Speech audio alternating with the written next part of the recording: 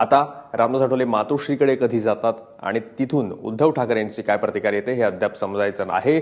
थेट जाऊयात भाजपच्या विजय रॅलीमध्ये। आशिष शेलार आहेत, मुख्यमंत्री देवेंद्र फडणवीस आहेत, रावसाहेब दानवे आहेत, विनोद तावडे आहेत। भाजप जिथं जिथं त्यांची सत्ता आली आहे त्या सर्व ठिकाणी आज त्यांची विजय मिरवणूक असणार आहे। मुख्यमंत्री देवेंद्र फडणवीस स्वतः आज रायगडावर गेले होते। सकाळी हा विजय त्यांनी शिवाजी महाराजांना अर्पण केलेला आहे आणि आता मुंबईत परत आल्यावर भाजपच्या विजय रॅलीमध्ये मुख्यमंत्री देवेंद्र फडणवीस सामील झालेले आहेत।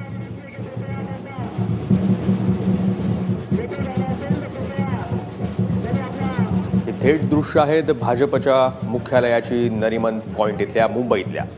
मुंबईचे विजयाचे शिल्पकार म्हणून ज्यांचं नाव घेतलं जातंय ते आशिष शेलार सोबत आहेत। मुख्यमंत्री देवेंद्र फडणवीस आहेत। मॅन ऑफ द सिरीज असा किताब या निवडणुकीमध्ये जणू त्यांना मिळाला। रावसाहेब दानवे भाजपचे प्रदेशाध्यक्ष आणि सोबत मुंबईतले शिवसेनेचे भाजपचे एक महत्त्वाचे मंत्री विनोद तावडे हेही उभे आहेत। पत्रकार मित्रांना विनंती आहे की कृपया उजव्या बाजूला आपल्या व्यवस्था करत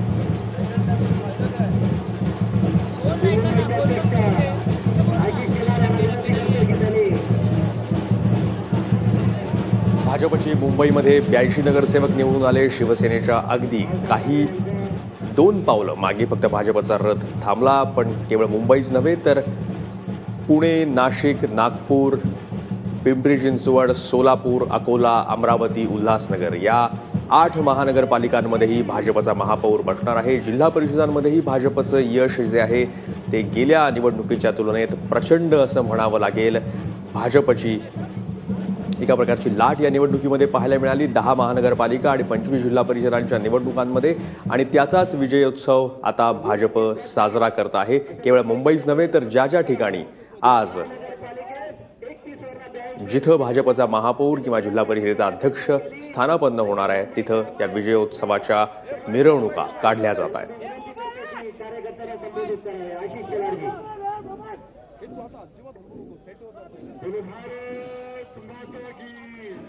भारतीय जनता पार्टी पर नरेंद्र मोदी आप आगे बढ़ो, देवेंद्र फडणवीस आप आगे बढ़ो,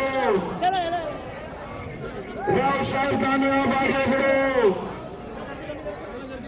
आज आपण सगळेजण महाराष्ट्रात अभूतपूर्व यश मिळालंय।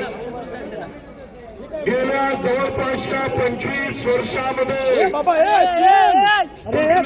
एका राजकीय पक्षाला इतक्या मोठ्या प्रमाणात ना जिल्हा परिषदांमध्ये, ना नगरपालिकेमध्ये, ना महानगरपालिकेमध्ये हे यश कुठलाच एक राजकीय पक्ष मिळू शकला नाही। इतकं मोठं यश एकमेव राजकीय पक्षाने कुठल्या मिळवलं असेल तर ते आपल्या भारतीय जनता पक्षाने मिळवलं आहे। आणि म्हणून हा विजय महाराष्ट्रातल्या तमाम जनतेचा विजय आहे। हा विजय नरेंद्र मोदीजी यांनी या देशामध्ये जे नवीन सुशासनाचं, भ्रष्टाचार विरहित कारभाराचं राजकारण आदर्श म्हणून जनतेसमोर ठेवलं, त्या धोरणांचा विजय। आपले राष्ट्रीय अध्यक्ष अमित शहा यांनी जी संघटनेची ताकद बूथ स्तरापासून नेतृत्वापर्यंत काय ऊर्जा देऊ शकते दाखवलंय, त्या ताकदीचा विजय। आपले मुख्यमंत्री देवेंद्र फडणवीसजी कमीत कमी बोलणं आणि जास्तीत जास्त काम करणं हे देवेंद्रजींचं कर्तव्य आणि कर्तृत्व, या कर्तृत्वाचा विजय।